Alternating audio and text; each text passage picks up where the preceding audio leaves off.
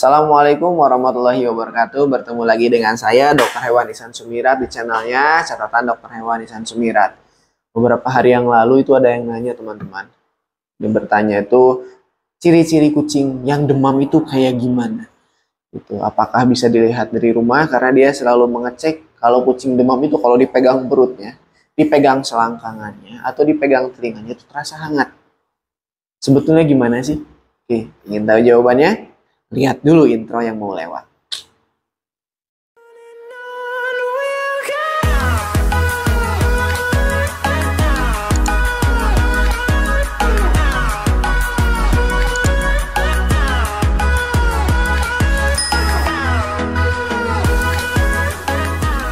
Ya, jadi teman-teman, soal kucing yang demam, memang tidak ada parameter khusus yang harus dilihat, telinganya kah, panas kah, atau ketek ketiaknya itu kalau dipegang diginiin sama tangan kita itu terasa hangat, bukan panas ya, hangat, terus perutnya kalau dipegang juga hangat, itu bukan parameter.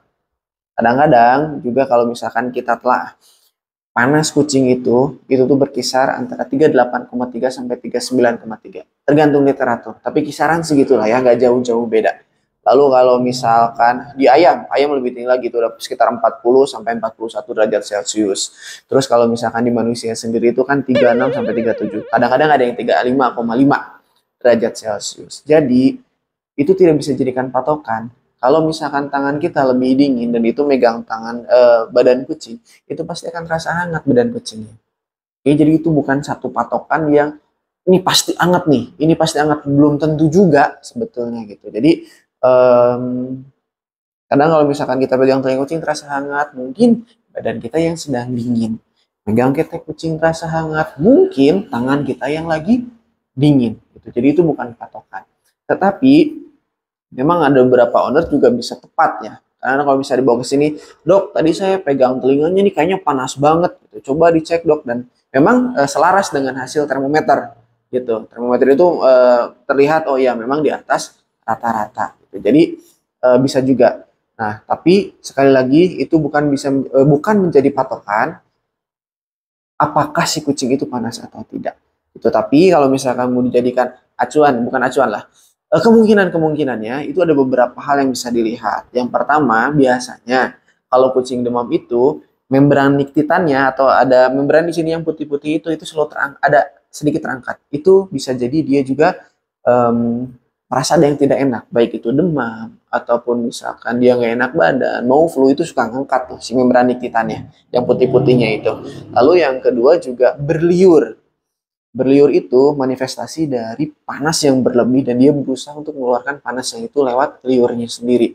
Tapi liur pun bukan berarti itu demam. Karena banyak juga di mana kucing yang sakit gigi atau yang lagi gingivitis atau radang gusi juga bisa berliur. Jadi itu bukan satu-satunya. Lalu yang ketiga tadi yang dari telinga dan lain-lain, ada yang benar, ada yang tidak. Tapi itu bukan jadi patokan utama bagi kucing yang demam. Nah, lalu pemeriksaan demam itu dari mana sih? Nah, pemeriksaan demam itu yang paling baik adalah menggunakan termometer. Dan termometernya akan saya ambilkan contohnya. Tolong Kang Irfan ambilkan contohnya termometer. Siap. Nah, ini termometer. Dan digunakannya itu bukan di telinga, bukan di ketek, ya, bukan. Oh, di ketiak, tidak. Tetapi melalui anus. Atau bahasa kedokterannya rektum atau rektal. Jadi penggunaannya itu melalui anus ditem, itu nanti terlihat berapa derajatnya.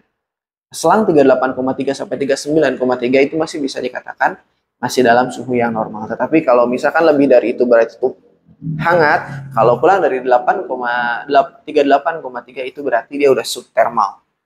Mungkin metaboliknya ada yang terganggu. Oke, jadi pakai ini ya. Dan itu melalui anus, bukan melalui ketek. Karena kalau ketek ini nggak akurat, kucingnya goyang-goyang itu kan susah. Terus kalau lewat mulut bingung juga gitu, dia nggak bisa ngemut nih kucing tuh gitu, dibuka mulut jadi susah. Jadi paling enak yaitu lewat anus. Oke, nah jadi itu kira-kira. Dan kalau misalkan saya saran yang termometer yang cepat ya, gerak ini ya, kalau misalkan mau beli itu yang cepat, yang dalam beberapa detik itu bisa terdetek langsung. Karena kalau misalkan ini pakai termometer lama itu kucingnya keburu berontak, terus nggak bisa diem, ngigit sana sini, lari sana sini gitu ya. Jadi yang cepet banget. Jadi berapa detik lah, sekitar 3 detik atau 5 detik itu tek, langsung ada. Kayak ini. Terus ada yang nanya juga nih kemarin. Kalau misalkan kemarin waktu kita corona tuh sering tuh ada tuh termometer tembak tuh yang pakai sensor, ceder lewat kepala. Nah, kalau saya sarankan sih tidak digunakan karena jujur saja itu berbeda antara manusia dan juga kucing, apalagi yang bulunya rambutnya lebat, kucingnya itu nggak bisa dipakai. Gitu. Jadi ini kan langsung kulit. Kalau kucing itu terhalang oleh rambut-rambut yang ada di sana. Kemarin pun saya sudah coba waktu dulu tuh waktu corona saya coba buat kucing, iseng-iseng. Ternyata perbedaan suhunya itu bisa sampai 0,5 atau sampai 1 derajat Celcius. Jadi sangat tidak disarankan untuk menggunakan itu. Oke, jadi jelas ya bagaimana mendeteksi kucing demam. Dimulai dari mungkin membran nititan yang mengangkat atau terlihat, dari mulut yang berliur, atau misalkan megang telinga dan lain-lain. Tapi sekali lagi, itu bukan jadi patokan utama. Kalau misalkan kemungkinan bisa, tapi bukan jadi patokan yang utama. Tetap patokan yang utama adalah menggunakan termometer. Ya, kalau misalkan sekarang ke dokter tanpa pakai termometer atau apapun, terus dia bilang, ini kayaknya panas nih Bu. Oh jangan. Kita selalu based on fact ya, dari fakta. Faktnya seperti ini, faktanya seperti ini baru terlihat. Cuma kalau misalkan dokternya bilang, kayaknya kira-kira ini panasnya sekian-sekian, oh nggak bisa. Itu dokter itu nggak kayak gitu. Ya, jadi yang bagus sih pakai alat. Ini pasti banget kalau pakai ini. Ya terkecuali kalau termometernya rusak. Itu nggak bisa digunakan. Ya, oke, paling itu saja dari saya untuk mengukur suhu tubuh kucing. Dan kira-kira sebelum ke dokter nih, kira-kira tanda-tanda yang 3 tadi itu ada atau tidak? Tapi sekali lagi itu bukan jadi acuan.